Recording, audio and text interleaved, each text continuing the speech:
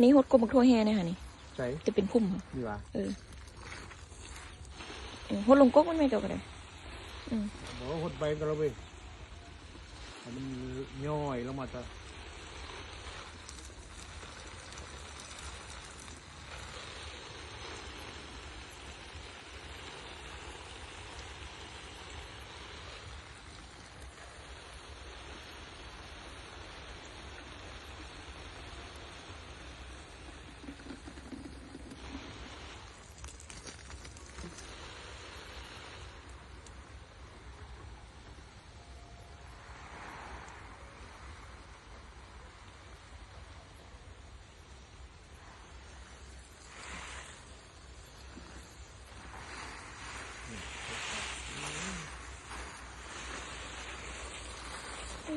นั่น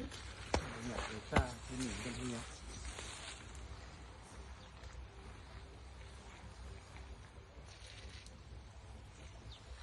ก็ได้หาหน้ามันขึ้นมากกว่าที่ว่า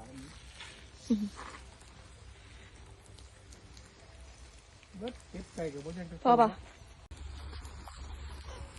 คนเมืองน้องพักแน่สุดเนาะ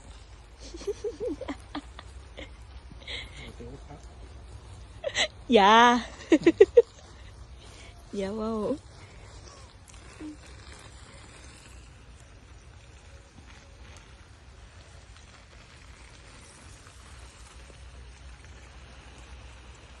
ปอบุญสลัดมันแก่เลยให้บุญนี้ไปกินแก่ครับ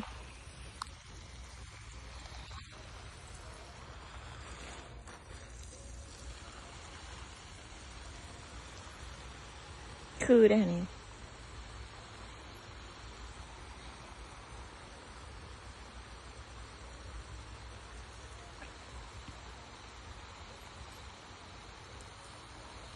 ปลูกหมักถั่วผมเนี่ยถั่วหมักแตงมีไปเสียงเนี่ยนะอันนี้บักแตงเนี่ยใช่เลยเดี๋ยวเราการนี่น้อยนี่ก็ได้สัเสียหญ้ากับหญ้าเนี่ยให้เขาตัดหญ้าให้แบบเสียโหมีผู้เสียคันเสียแล้วความจริงเฮ็ดปลูกอันนี้ใช่ให้นาไถแล้วก็ปลูกไปปลูกเขาตัวบ่แล้วเฮาปลูกบักแตงนะเฮาไถเป็นคลองก็แล้วก็ปลูก